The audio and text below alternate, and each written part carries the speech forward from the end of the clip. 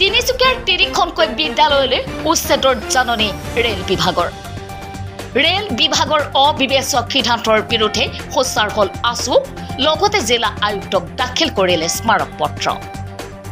যি সময়ত কেন্দ্ৰীয় আৰু ৰাজ্য চৰকাৰে শিক্ষা খণ্ডত আমূল পৰিৱৰ্তন আনিবলৈ চেষ্টা কৰাৰ সময়তে ছাত্ৰ ছাত্ৰীসকলৰ শিক্ষা কাঢ়ি মৌলিক অধিকাৰৰ পৰা বঞ্চিত কৰিবলৈ কুণ্ঠাবোধ কৰা নাই কেন্দ্ৰীয় চৰকাৰৰ অধীনস্থ ৰেল বিভাগে। কেইবাশ ছাত্ৰ ছাত্ৰীৰ শিক্ষাৰ মৌলিক অধিকাৰৰ ক্ষেত্ৰত বৃদ্ধাংগুষ্ঠ দেখুৱাই ৰেল বিভাগে তিনিচুকীয়াৰ ৩খন অতি পুৰণি বিদ্যালয়লৈ উচ্ছেদৰ জাননী জাৰি কৰিছে। যোৱা ২১ মেত উচ্ছেদৰ জাননী পাই হাহাকাৰ লাগিছে বিদ্যালয় কেইখনত অধ্যয়নৰত ছাত্ৰ ছাত্ৰী আৰু অভিভাৱকসকলৰ। জাননীখনৰ অনুসৰি ১৫ দিনৰ ভিতৰত উচ্ছেদ চলোৱাৰ কথা উচ্ছেদ কৰিছে ৰেল বিভাগে। পানীতোলা বেংগলী প্ৰাথমিক বিদ্যালয়, হিজুগুৰি অসমীয়া মধ্য ইংৰাজী বিদ্যালয়, হিজুগুৰি ৰেলৱে হাইস্কুলে ইতিমধ্যে ৰেল বিভাগৰ পৰা লাভ কৰিছে এই জাননী। এই জাননী জাৰি কৰাৰ সংবাদ লাভ কৰাৰ পিছতে ৰেল বিভাগৰ এই অবিবেচক আৰু হঠকাৰী সিদ্ধান্তৰ বিৰুদ্ধে জাঙুৰ খাই উঠিছে সদৌ অসম ছাত্ৰ সন্থাৰ অন্তৰ্গত তিনিচুকীয়া আঞ্চলিক ছাত্ৰ সন্থা আৰু পানীতোলা আঞ্চলিক ছাত্ৰ সন্থাৰ বিষয়ববীয়াসকল। আজি ছাত্ৰ সন্থাৰ এটা সজাতি দলে তিনিচুকীয়া জিলা আয়ুক্তৰ কাৰ্যালয়ত উপস্থিত হৈ আয়ুক্তক বিষয়টো অৱগত কৰাৰ লগতে বিদ্যালয় কেইখনৰ উচ্ছেদৰ ক্ষেত্ৰত বিভাগীয় ব্যৱস্থা ল'বলৈ দাবী উত্থাপন কৰে। লগতে ৰেল বিভাগে অনাগত দিনতো যাতে ছাত্ৰ ছাত্ৰীসকলৰ শিক্ষা জীৱনক লৈ যাতে কোনো ধৰণৰ হেতালি নেখেলে তাৰ বাবে ৰেল বিভাগক সকিয়নি প্ৰদান কৰে ছাত্ৰ সন্থাৰ বিষয়ববীয়াসকলে। তিনিচুকীয়া আঞ্চলিক ছাত্ৰ সন্থা আৰু পানীতোলা আঞ্চলিক ছাত্ৰ সন্থাৰ এটা প্ৰতিনিধি দলে আমি আয়ুক্ত ছাৰক আমি লগ কৰিছোঁ।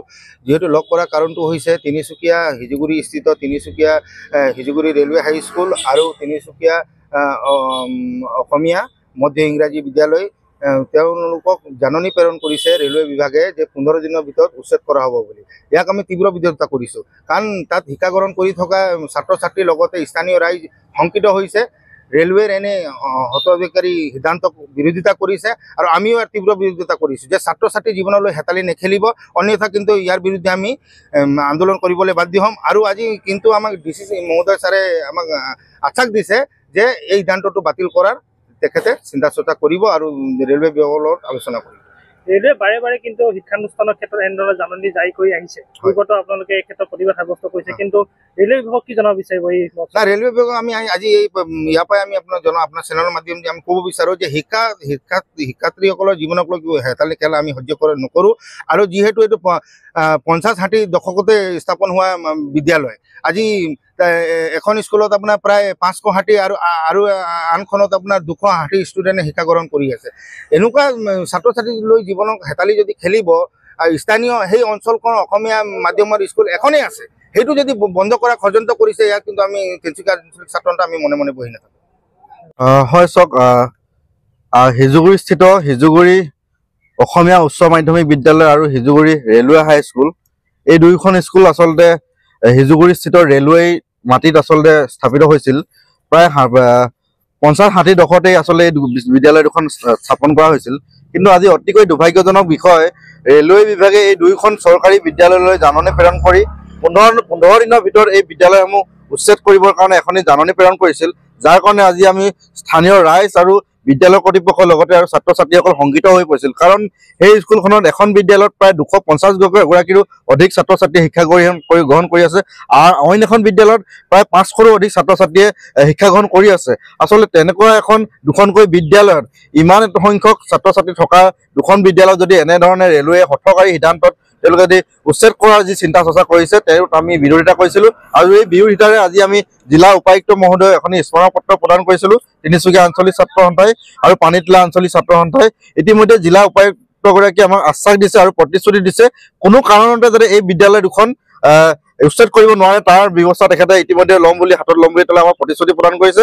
আৰু তিনিচুকীয়া হিজুগুৰি স্থিতৰ লগতে পানীতোলা বেংগলী উচ্চ মাধ্যমিক বিদ্যালয়, এই বিদ্যালয়খনতো আচলতে উচ্ছেদ কৰিবৰ কাৰণে ৰেলৱে বিভাগে জাননী প্ৰেৰণ কৰিছিল, আৰু এই বিদ্যালয়খনো স্থগিত ৰাখিবৰ কাৰণে ইতিমধ্যে জিলা উপায়ুক্তই নিৰ্দেশ দিছে, আৰু কোনো কাৰণতে যাতে উচ্ছেদ কৰিব নোৱাৰে তাৰ ব্যৱস্থা তেখেতে কৰিম বুলি আমাক প্ৰতিশ্ৰুতি দিছে। আজি আমি তিনিচুকীয়া আঞ্চলিক ছাত্ৰ সন্থা আৰু পানীতোলা আঞ্চলিক ছাত্ৰ সন্থাৰ এটা প্ৰতিনিধি দল আমি জিলা উপায়ুক্ত জিলা আয়ুক্ত মহোদয় এখন স্মাৰকপত্ৰ প্ৰদান কৰিছোঁ। ইয়াৰ মূলতে হ'ল যে ৰেলৱে বিভাগে তিনিচুকীয়া হিজুগিস্থিত হিজুগুৰি হাইস্কুল আৰু পানীতোলাৰ বেংগলী প্ৰাথমিক বিদ্যালয় আৰু হিজুগুৰি অসমীয়া মধ্য ইংৰাজী বিদ্যালয় তিনিখন বিদ্যালয় উচ্ছেদৰ কাৰণে যি জাননী প্ৰেৰণ কৰিছিলে, ইয়াৰ প্ৰতিবাদতে আমি জিলা আয়ুক্তক এখন স্মাৰকপত্ৰ প্ৰদান কৰিছোঁ যাতে এই বিদ্যালয়কেইখন কোনো কাৰণতে যাতে উচ্ছেদ কৰিব নোৱাৰে। আৰু ৰেলৱে এনে হঠকাৰী সিদ্ধান্তৰ কাৰণে আমি অতি ক্ষোভ প্ৰকাশ কৰিছোঁ যাতে ৰেলৱে পুনৰবাৰ এনেকুৱা সিদ্ধান্ত গ্ৰহণ কৰিব নোৱাৰে। তাৰ কাৰণে আমি ৰেলৱে কৰ্তৃপক্ষক দাবী জনাইছোঁ যাতে এনেকুৱা ধৰণৰ শিক্ষাৰ মৌলিক যি ছাত্ৰ ছাত্ৰীসকলৰ আমি তিনিচুকীয়া আঞ্চলিক ছাত্ৰ সন্থা আৰু পানীতোলা আঞ্চলিক ছাত্ৰ সন্থাৰ এটা প্ৰতিনিধি দল জিলা আয়ুক্ত মহোদয়ক স্মাৰকপত্ৰ প্ৰদান কৰিবলৈ আহিছিলোঁ। ইয়াৰ মূলতে হ'ল যে তিনিচুকীয়া জিলাৰ হিজুগুৰিস্থিত হিজুগুৰি ৰেলৱে হাইস্কুল, হিজুগুৰি অসমীয়া মধ্য ইংৰাজী বিদ্যালয় আৰু পানীতোলাস্থিত পানীতোলা বেংগলী প্ৰাথমিক বিদ্যালয় যি এই ৰেলৱে হঠকাৰী সিদ্ধান্ত গ্ৰহণ কৰিছিল, 15 দিনৰ ভিতৰত এখন জাননী প্ৰেৰণ কৰিছিল যে 15 দিনৰ ভিতৰত বিদ্যালয়খন উচ্ছেদ কৰিব লাগিব।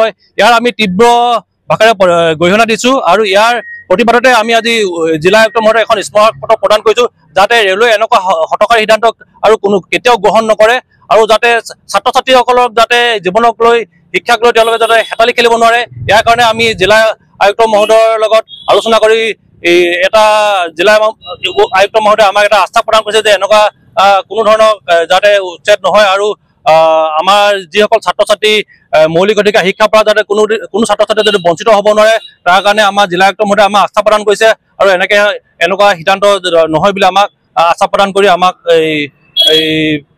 আস্থা প্ৰদান কৰিছে। পূৰ্বতে আচলতে ৰেলৱে বিভাগৰ দ্বাৰা এনেধৰণৰ জাননী বিদ্যালয়সমূহলৈ প্ৰেৰণ কৰা হৈছিল, তাৰপিছত আজি এইবাৰো পুনৰ একেধৰণৰ জাননী প্ৰেৰণ কৰা হৈছে। যদি ৰেলৱে বিভাগলৈ কি জনাব এই মুহূৰ্তত?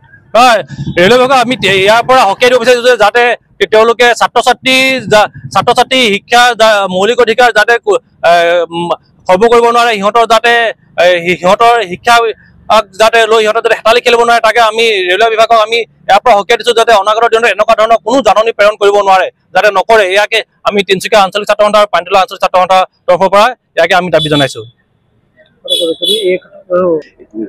আৰু ইয়াৰ পাছতো যদি ৰেলৱে বিভাগে এনেকুৱা ধৰণৰ স্কুলবিলাকলৈ যদি উচ্ছেদৰ জাননী প্ৰেৰণ কৰে, ইয়াৰ পাছত আমি ছাত্ৰ ছাত্ৰী আৰু ৰাইজৰ লগত লগ লাগি আমি গণতান্ত্ৰিকভাৱে তীব্ৰ আন্দোলন আমি গঢ়ি তুলিম।